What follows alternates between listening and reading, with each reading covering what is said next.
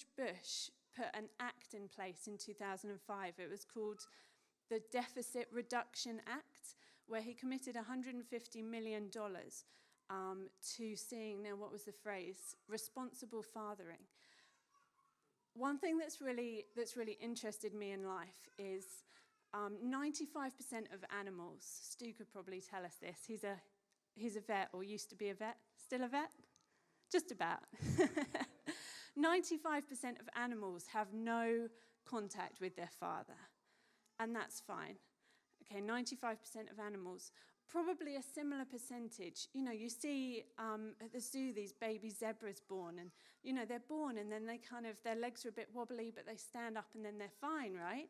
And within hours, if not days, I kind of see that most animals are self-sufficient. And then I ask myself, you know, Father, why do you make it that human beings need fathering? You know, anyone, an atheist, a psychologist, anyone will tell you that for humans to develop normally, we need fathering. But we don't just need a few minutes or a few hours of fathering.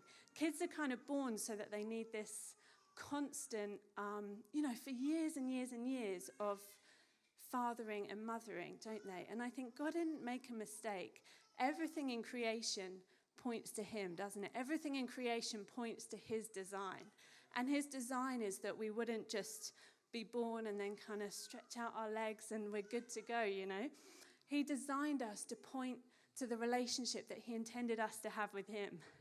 You guys, like visual learners, baby, walking, eating, feeding myself. It's just wrong, right? But I really believe that the way God made children, both in their hearts and their spirits to need fathering, but also in the physical to need that nurture, to need physically looking after, was his way of pointing us to say, you know, you don't need to just hear about me. You don't need to just have this big impact, like you have a father who loves you. And then it's like, okay, I got one great revelation, what's next? It's like you were designed to have your whole life, years and years of being nurtured, daily poured into with, you know, the love that comes from good fathering, the consistency, the safety, the nurture, the words, the affirmation. You were made, like the makeup, the case that you were put in was someone who was designed to have that every day. And so I just wanted to refocus us today to say, look at Jesus, look at how focused Jesus was on the Father.